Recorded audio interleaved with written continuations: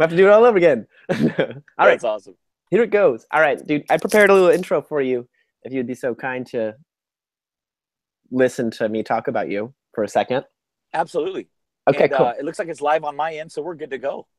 Double thumbs. That's awesome. All right, please welcome Bryan Reynolds, the owner of Anthem Coffee and Tea in Tacoma, Washington. Yes. When you visit myanthem.com, you will notice in all caps a phrase that says experience heroic hospitality. My first experience of this was in 2010 or 2011 when you hosted that TNT at your Yes, Tacoma. sir. Yeah. I walked in and I was super excited because the decor really resonated with me. I love it. Obviously, I've got this wood grain It stuff looks and so good, Levi. Yeah.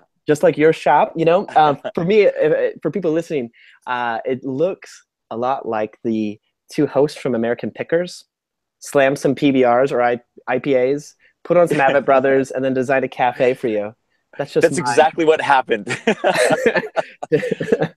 That's 90% of the truth. Yes.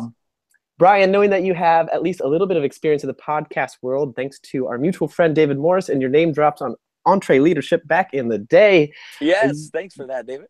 Yeah, are you ready to help some entrepreneurs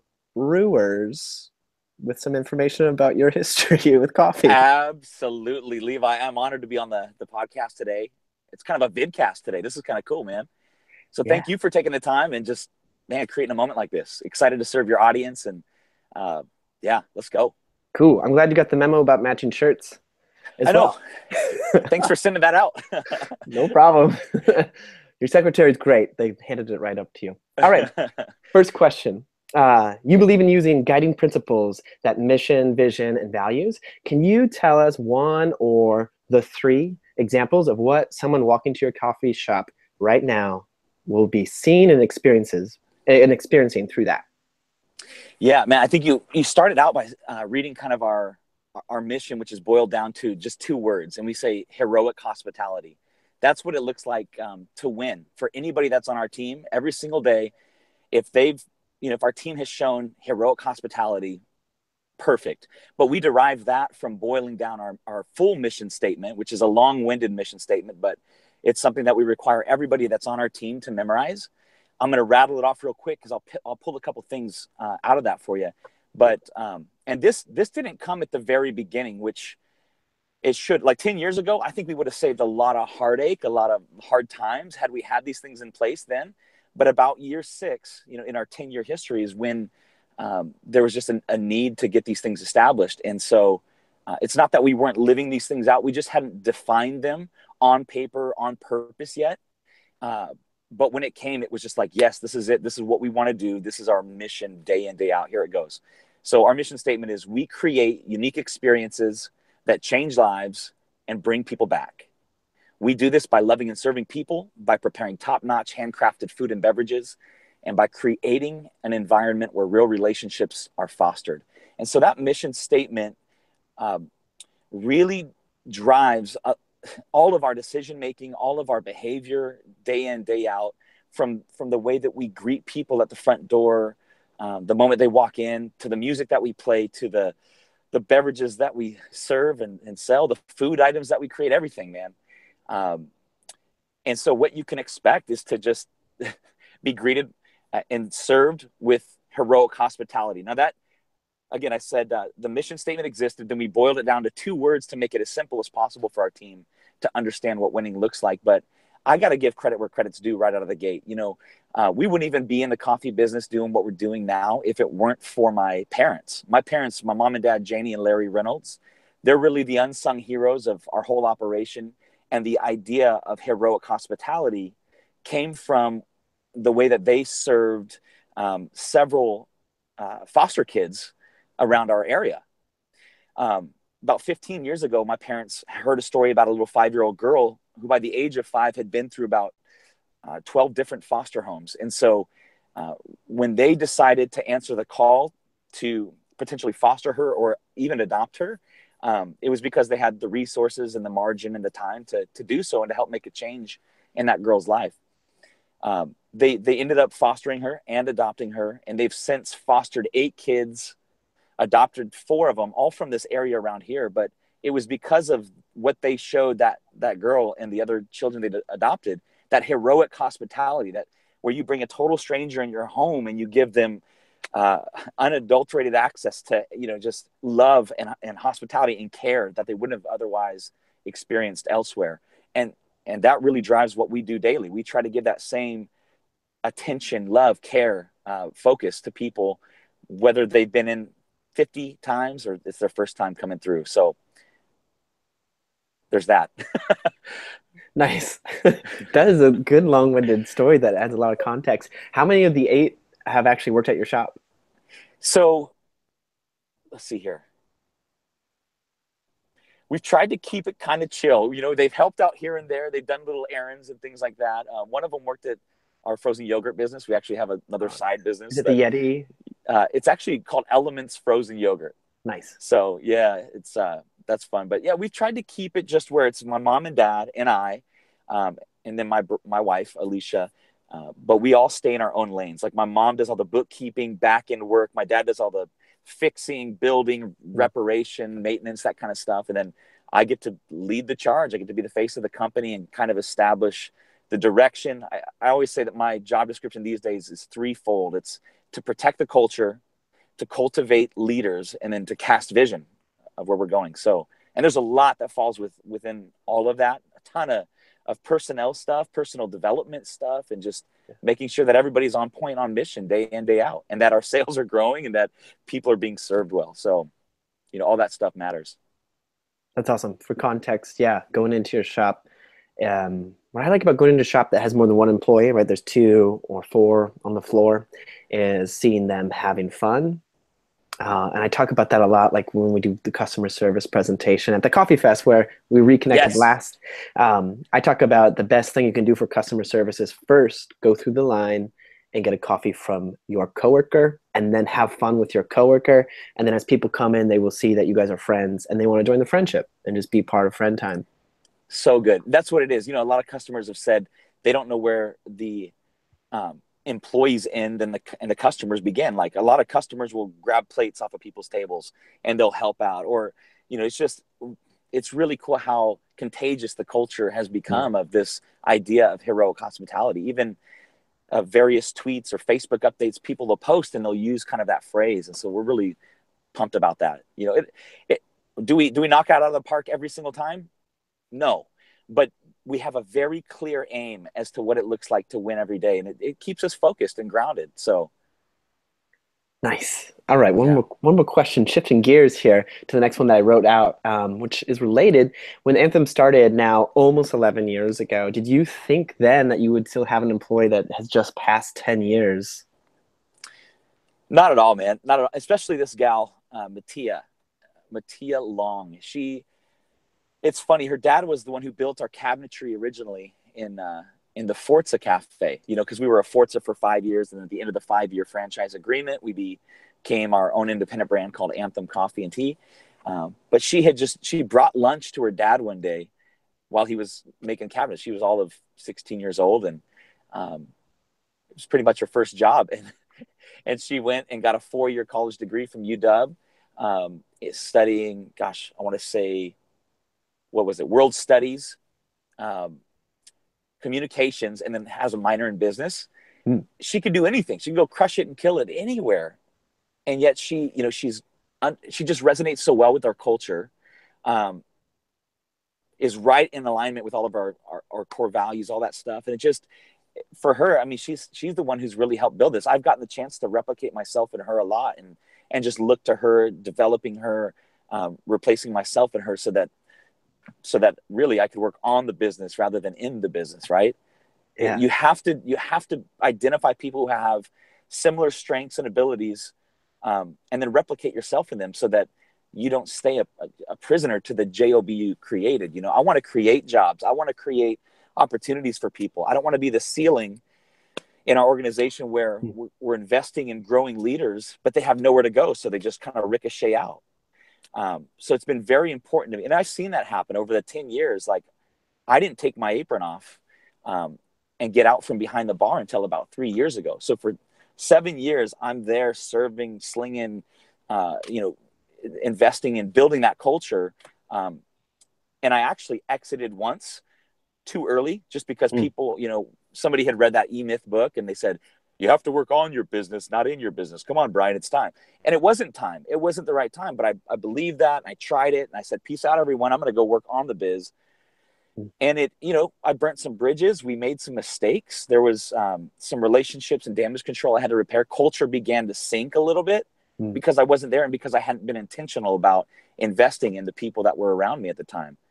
So I reinserted myself, and this time I did it different. I said, I'm here, I'm present where I'm planted. I'm going to invest in all of my team, and I'm going to teach them, here's how I greet the customer, and here's why I want to greet them this way. Here's how we sell through service, and here's the why behind that. You know what I'm saying? And so it was when I got more intentional about, I call it injecting my DNA as the leader of the company. I mean, I'm the brand, and I have to get that brand through to the rest of the people to rep the brand well. And so many leaders don't do that, including myself. We don't do that well. We don't do it on purpose. And once I did it with purpose, that was when I was able to kind of like, holy smokes, this thing is running better without me. And the team's going, Bryan, you're good, man. We need you to go focus on dreaming about the next stores and stuff. And so that's been a cool process, and we're finally there. Yeah. Super cool. Super cool. Yeah, I saw on your website you're opening another location soon. You're getting to that 11th anniversary soon. That's all Yes. good. You said a phrase of the in your business, not on your business. That's the next question. Actually, that book that you had mentioned, Leading on Empty, this is a quote from there. Solitude is a chosen separation for refining your soul. Isolation is what you crave when you neglect the first. So you kind of mentioned it, but I'd be really curious, how did you get to the first point where you were able to step back for an hour, a day, a week? Ooh.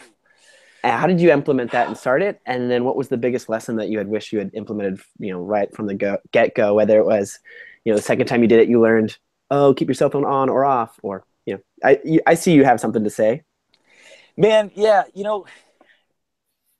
as I think back, like, I think I had to learn that um, accidentally, and I mentioned in my email to you earlier just about how I experienced burnout at about the year 5 mark, 5.5, kind of in there. And burnout is just this, constant stress, an emotional state. You kind of just crash. You kind of crash and burn, and you become no good to anyone. And um, gosh, I remember taking a phone call one day in the store, just a typical day, and then kind of it turned to that Charlie Brown sound, like the wong wong wong wong kind of deal. And I Yeah. walked out with the shop phone out the back door, got in my car, and just drove home in tears. Like, and it wasn't because things were bad in the cafe. It was because I had neglected taking care of me and had just been stretched completely, like Stretch Armstrong in all these different directions, always trying to serve everybody else, make sure everyone else was taken care of, make sure our team had what they needed, our customers. And, when you get pulled in so many different directions, you just get absolutely spread too thin. And it wrecked me at that moment. And so I called that my burnout phase. And I, I basically, because my folks and I own the business together, they were totally understanding. They said, take a month off, kind of recalibrate. Not everybody has that luxury of being able to do that, even though in their business. So there's things that you can do to prevent that from ever happening. But I learned in that time, like, it was forced solitude. Yeah. It was, my wife even said, man, go do something, adventurous. And I went to Bend, Oregon, and I met my dad there, my uncle and my cousin. We hung out in Bend, and that was kind of cool, just to kind of do something out of the norm. Yeah. I got a friend who says you got to have pattern disruptions in your life to just break up the monotony. And a lot of times we're the ones that have to do that. Like, go do something out of the norm. Go do something that kind of breaks up the monotony of your day-to-day routine. Because if you don't have that, then you just get stuck in the grind, no pun intended. But it was in that moment. I'm trying to go back to your question now, Levi. Sorry for all that Yeah. context, but can you remind me of the question? Yeah. It was talk about your first time that you were able to get away from your cafe for more than a day or a week and work on your business, not in it.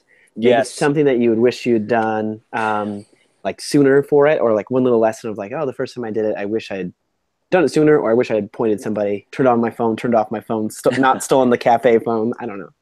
Well, I think it's massively important to address like why we're afraid to leave our cafe for 1 hour or 30 minutes or a day. You know what I'm saying?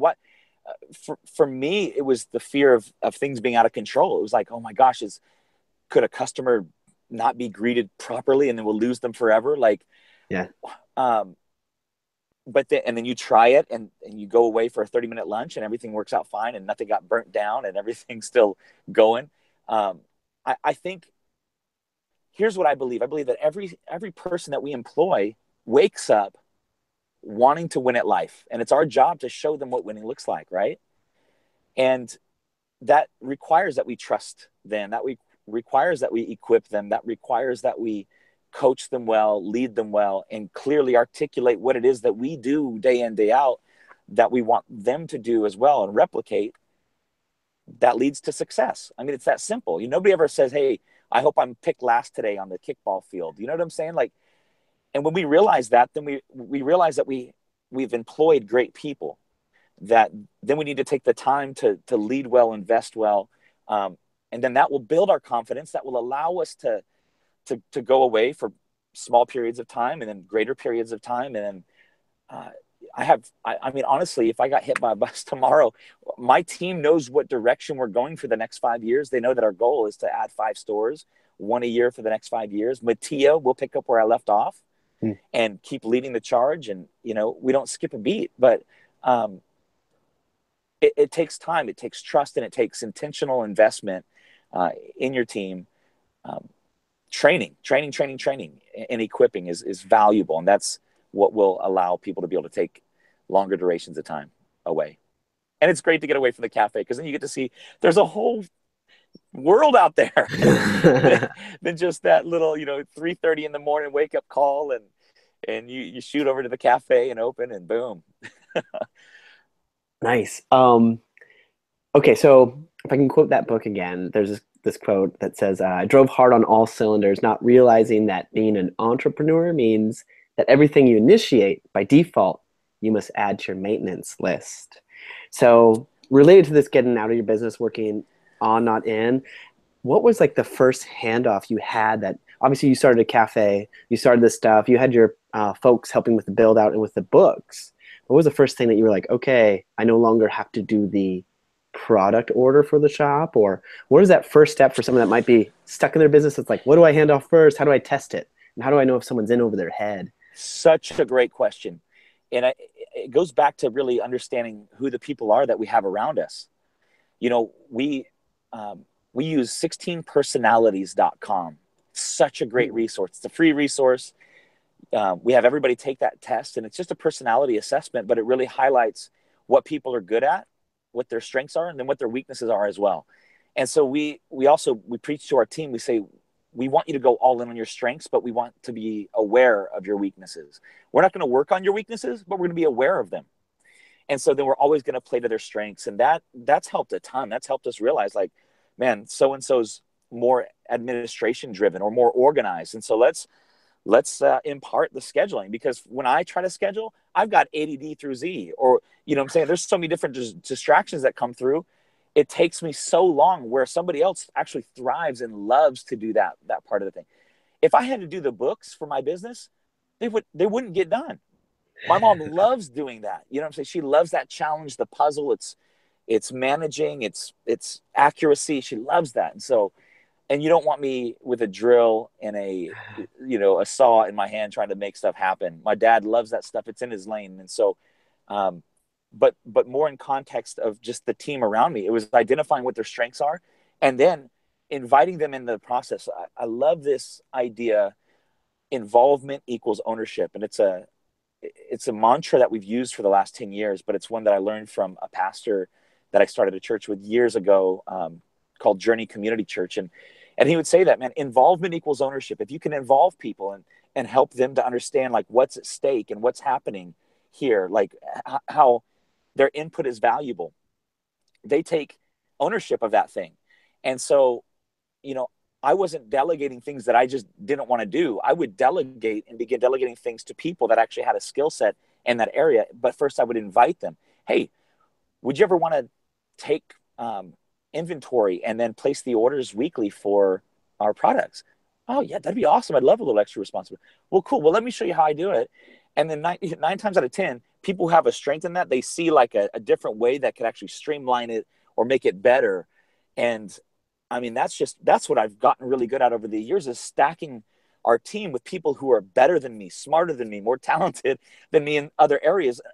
It's not about competition. It's about this team culture mentality where, I mean, to quote the Lego movie, everything is awesome when you're part of a team.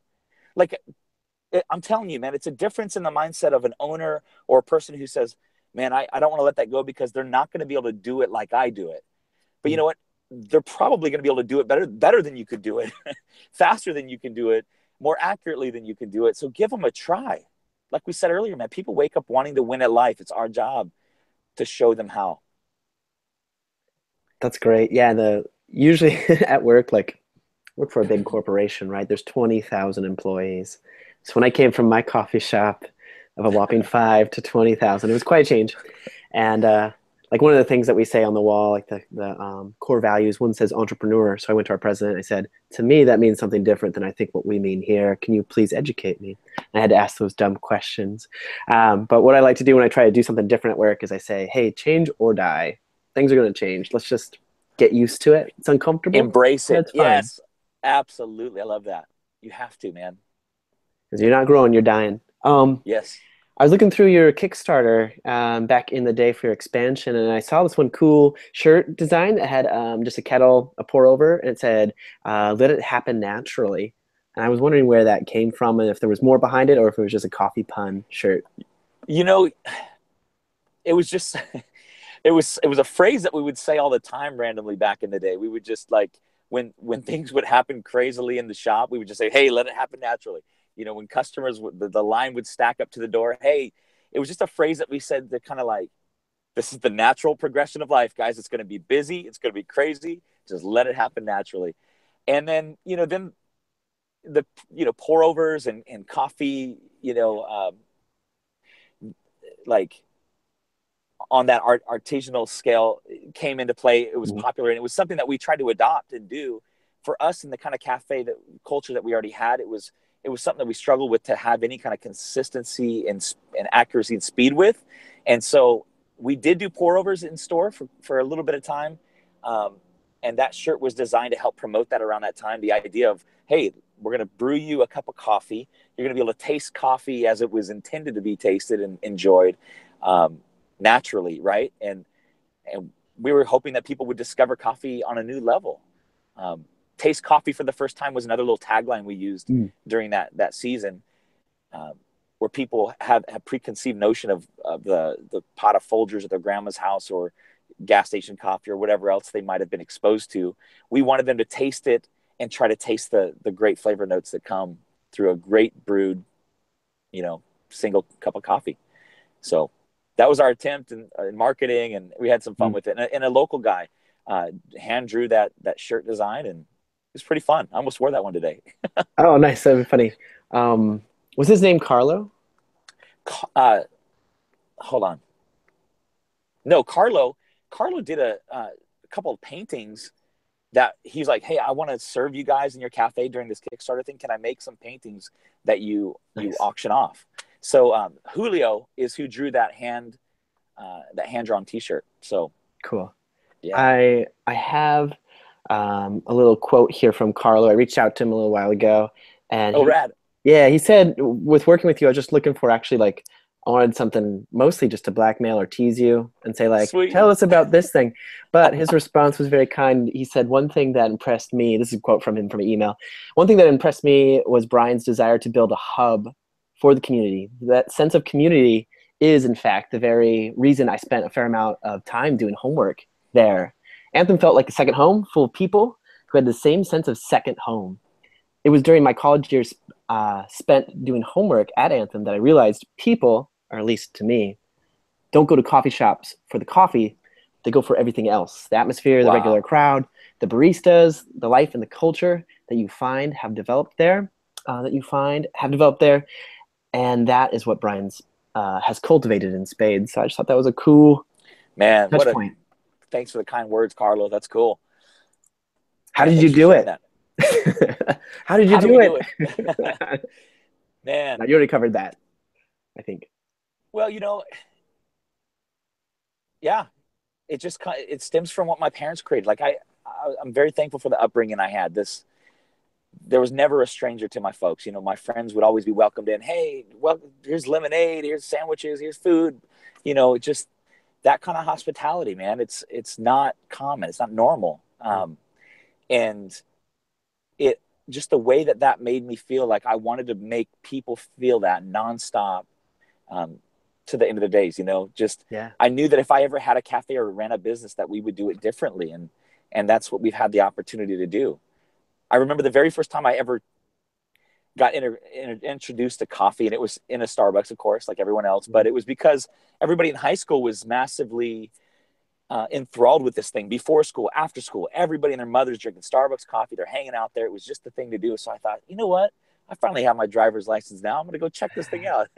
and I tried to order caramel macchiato off the menu, and the guy corrected my, excuse me, he corrected my pronunciation, and it's caramel macchiato. And it was just an uncomfortable exchange altogether. And then when I, had my first sip, it was sweet, Like followed by, uncomfortable for him or uncomfortable for you? to me, it was uncomfortable. I didn't, you know what I'm saying? Like it Yeah. was, I just didn't, I felt like I screwed up right out of the gate as soon as I opened my mouth, And so, and then I tasted the coffee, and it wasn't for me, and left that and just thought, shoot, I hope that if I ever do a business or run anything like this, that I don't make people feel the way that I felt just now. This was weird and I feel uncomfortable. It's kind of one of those examples that sticks with you, and it drives me to really make sure that everyone's greeted intently and walked through the process lovingly in ordering a beverage, this thing that they risk their lives sometimes parking their cars and walking across the street to come to us. Like,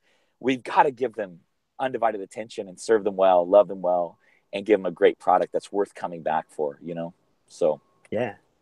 Yeah, definitely. That's funny. They do risk their lives and even ingesting stuff. Can I do another quote for you as a change? Or I guess yeah, a next question, not a quote from Carlo or anything. perfect. It's from that book again. I was reading through the quotes of it. I didn't read the book, but I was just like, oh, there's some really good stuff here. I think would be good fodder for questions. Yeah. So this one's heavily laden on the Christian background. So the interpretation would be in your business when we say he. But here's the quote. It says, "We won't be held accountable for how much we have done, but for how much we have done of what he asks us to do." That's the quote. Of course, that's Christian focused, but the interpretation or the takeaway, it's I see in our cafe, we won't be held accountable for all the cool stuff we thought we're going to be. Oh, we're going to have a cool wall here. What we'll be held accountable for is how that cool wall makes the barista's workflow better, easier, enjoy their day, they feel at home, and how the customer, how it affects their life in a positive way. Can you talk about maybe like, if you'd feel open to it, I would love to hear one thing you thought was going to be, yeah, this is awesome, but then really it was just for you and you had to go back on your idea and clean it up, or just a lesson like that that maybe someone's about to make a mistake about, Man. and you can save them a whole bunch of money and time. If one Wow. comes to mind. I know that's kind of on the spot. Yeah, I love that question, man. I remember when, we adopted a virtual punch card system, and we thought this would be the greatest thing ever, and drive loyalty and drive more sales. Ultimately, it created a really entitled customer. Like, it was brutal. Like, and I think there's other ways to create loyalty. What we do today instead of a punch card is we do a reverse punch card. So it's not even a reverse punch card. Forgive me. You load $30 on a card, you get a free beverage right then and there. Oh. Thanks for playing. So with the average, purchase being about $5 a coffee or something, that's every 6 you buy.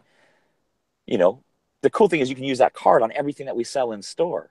So it's the flatbread pizzas or lunch, or grab a beer on the card. And so the sooner you drain that card, the sooner you reload the card, the sooner you get your free coffee, any beverage of your choice. So we switched to that later, and that's been phenomenal. That's been really, really good for us. The punch card thing, the virtual thing, we were trying to be really up with the times, and man, it created a ton of problems. Slow service. Everybody's internet moved differently, or their cell service from their phones when they would try to log in. Oh I boy. loved the concept, and I thought, man, we're going to get a lot of attention for this because we're the first ones to adopt. And even their president happened to come through our store, and they they were astonished. They were like, wow, you guys are one of our top users of this product. But I don't see any of our marketing anywhere. I don't see our Mm. brand anywhere in your store. And I just said, well, we just talk about it. Everybody on our behind the bar, we're pumped about it. We're talking about it to the customers. That's how we've gotten all these users to sign up. But at the end of the day, we had to withdraw it. We transitioned, um, and the negative effect of that entitled customer was a tough deal. It's like it lost our mission, because again, we want the end of our mission statement says, uh, or the end of our first sentence says, that brings people back. Mm. We create unique experiences that change lives and bring people back, and we want that to be a life-changing experience. And that means if they're in line and their internet's not working, that's not life-changing. That's a distraction. That's an interruption. And so you can see how the mission statement would inform some of the things that we do and don't do. And we didn't have it in place at the time. So hindsight's 2020. But Yeah. that's one example that popped in my mind initially. There's been several, Levi. I got to tell you, over the years, there's been a lot of things that I've wanted to do, that we've tried to implement. We've implemented halfway, and then it's fallen flat on its face. But the things that we've learned along the way are brilliant. And my parents have been so grace-filled along the way too, to allow us to have a place where it's safe to fail. As long as we fail forward, as long as we learn from it, as long as we're not repeating the same stupid things over and over and over and over again, they've helped to create a place that's safe to fail, so that we learn and grow from it, and it just makes us stronger. And then that's kind of spreads to the rest of the organization, where we say Reynolds are risk takers. My parents, they were risk takers in adopting these kids, and they've been risk takers as we've grown our business, and it's far riskier these days to play it safe than it is to actually take a risk. And so I'm thankful for that they modeled that they've allowed that we've risked a lot, we've made a lot of mistakes, but we've also succeeded quite a bit. And man, we're thankful to be where we're at right now. So Nice. yeah. Nice. Um, pulled another quote that this transitions well into. If you talk about being a risk taker, there's this one from Mother Teresa, and it says, "I know God will not give me anything I can't handle. I just wish He didn't trust me so much." Ooh, And that has to do with that risk. You're like, "Oh, I can do. Should I do it? I guess I have to now. It's right in front of me." What was your first big fear? I imagine it would be just starting the business, but once it was started, that you've had to face with Anthem, or what's your next big fear? What are you afraid to jump into that's on the horizon? man, I think what keeps me really grounded and focused, I just know that like success can lead to failure as much as just like not risking and um, not trying, not hustling, not grinding can lead to failure, or whatever. Um, and so what I mean is we've experienced some great success. And so what scares me is if, we kind of coast, if we let off the gas pedal a little bit, if we begin to kind of just get comfortable with where we're at. Um, I'm constantly kind of keeping myself tethered to our core values, our guiding principles for our organization, making sure that those are fleshed out, and in front of all of the people that we lead. I mean, we have a staff of close to 60 these days between our two locations, and we have a kitchen team and bakery, so we make and bake everything in house too. And there's a lot of moving parts, and um, I think getting distracted, or going off and doing something else, or trying, not that I want to play it safe, but I want to steward the success that we've experienced well, if that makes sense. I want to make sure that it's not squandered. I want to make sure that we're constantly looking at how can we continue to improve? What kind of adjustments can we continue to make? Uh, we really latched onto this phrase, better before bigger. And over the last, that came from Chick-fil-A founder Truett Cathy. And there's a story, I won't share the story, but just that phrase, better before bigger, better before bigger. We've gotten our whole leadership team just thinking that way over the last several years, and that's forced us to improve systems and the way we review our team and the way that we serve our team. And in fact, like these days, the people that I serve, my number one priority is all the people that God's entrusted into my care, that I lead, that are part of our team. You know what I'm saying? And so the thing is, this idea of better before bigger, it forces you as the leader to become better first, because you can't lead others where you haven't led yourself, right? Everything as a business owner, leader, entrepreneur rises and falls on your leadership. And so you have to become a better version of you to be able to lead people where it is you hope to lead them. And that phrase not only resonated with me personally, but then it began to resonate with all of our other leaders and then our entire organization, where everybody's looking at ways, how do we become better here? How do we make this process better? How do we make waiting in line better? And then that even led to us finally releasing our Anthem Coffee app. So on the Android or iOS store, Apple store, you can download the Anthem Coffee app. We implemented this a year ago or so because we believe this. We believe a line is a good sign. It means there's something worth waiting for. But then there's some people, we don't have a drive-through our cafes. There's some people that need to get somewhere. And so being able to offer them that ability to use the app, to place an order, to pay, and to walk and skip the line and grab their order has added tremendous value to these folks. And so that's one way that we've gotten better before we've gotten bigger. And so we'll continue to do that. That's something I fear is just any kind of,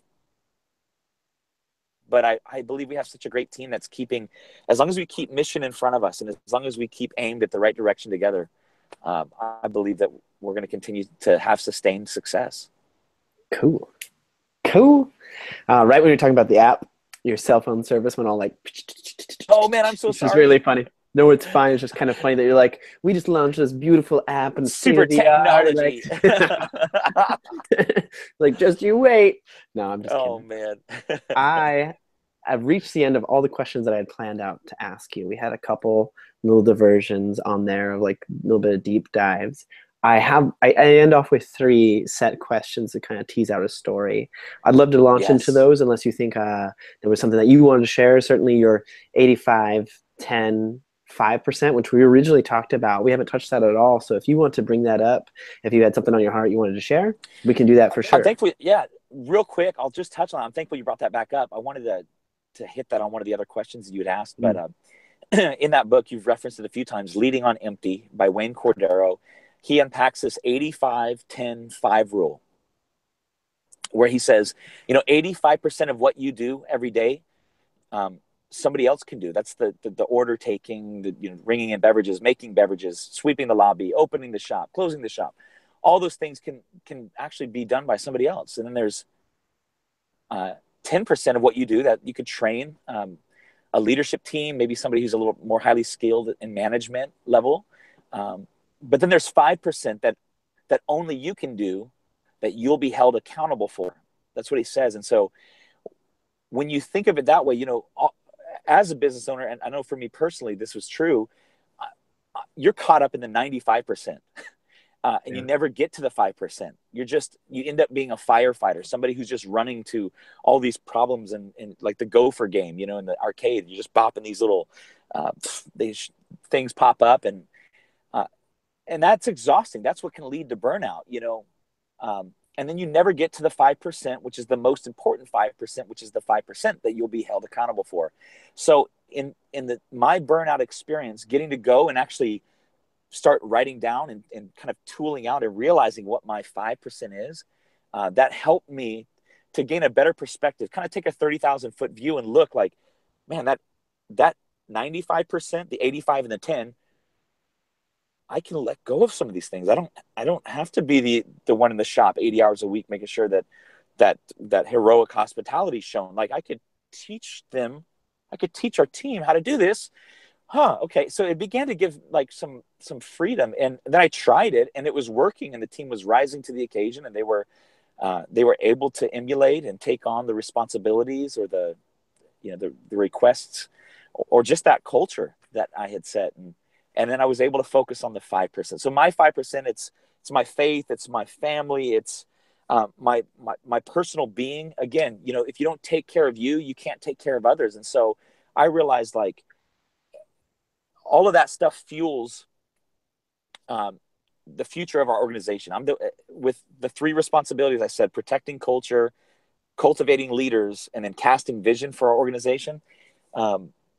That's my responsibility. That's part of my 5% that only I can do and that I'll be held accountable for. And so if I'm not running to potential problems, if I'm not, like I love conflict because of what's on the other side of conflict. And it's unity, and it's everybody being on the same page. So conflict can cause a lot of people to shy away from it because nobody loves conflict really, but I love what's on the other side of it. And so it forces me to work through it. And so these days, man, there's just been so much freedom being able to let go of that 95% and be able to see other people rise up and rock and roll in those areas.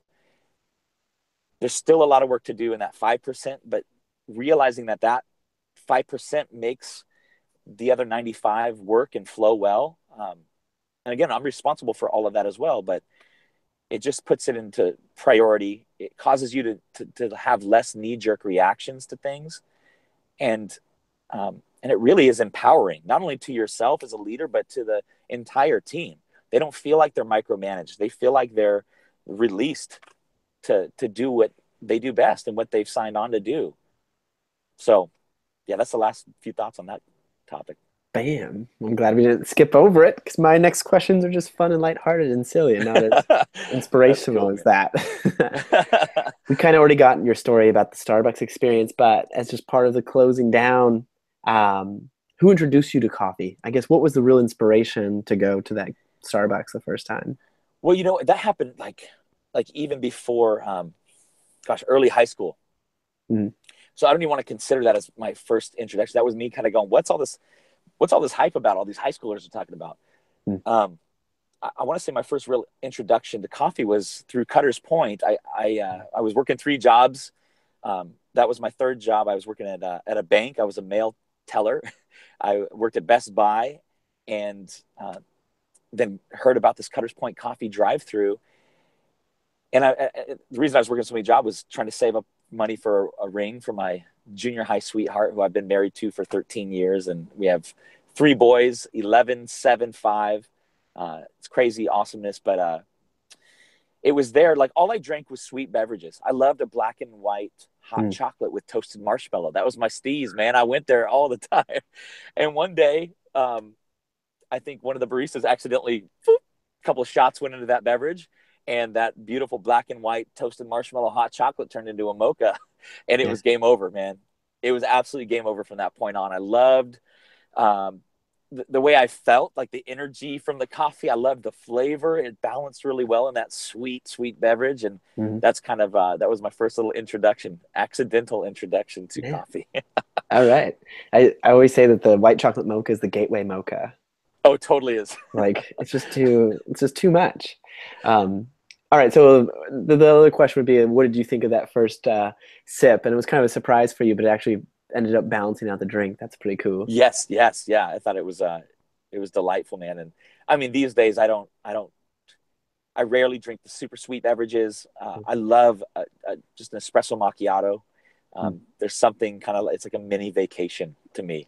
Just, it's delicious, man. And then I love tasting different black coffees, so super simple.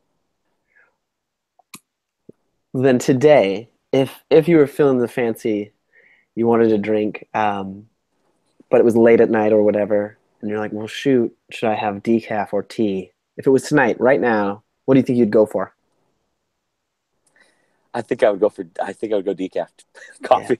Yeah. I think I would, man. Yeah. Just there's something about the smell of coffee that it takes you away, man. It just takes you away. And so I don't, whether it's decaf or caffeinated, if it was my wife, even, what she does, she'll brew a cup of coffee. She'll brew a pot of coffee just so she can have the smell in the house. And my wife is not a coffee drinker, but she'll do it just for that sake. It's awesome. That's great. I love that. I've only met two people that didn't like the smell of coffee. And I said, is it because it's related to a bad Like a past experience or memory. Yeah. what? I still feel like they smell like terrible coffee. Like, there's no way. I can't believe it.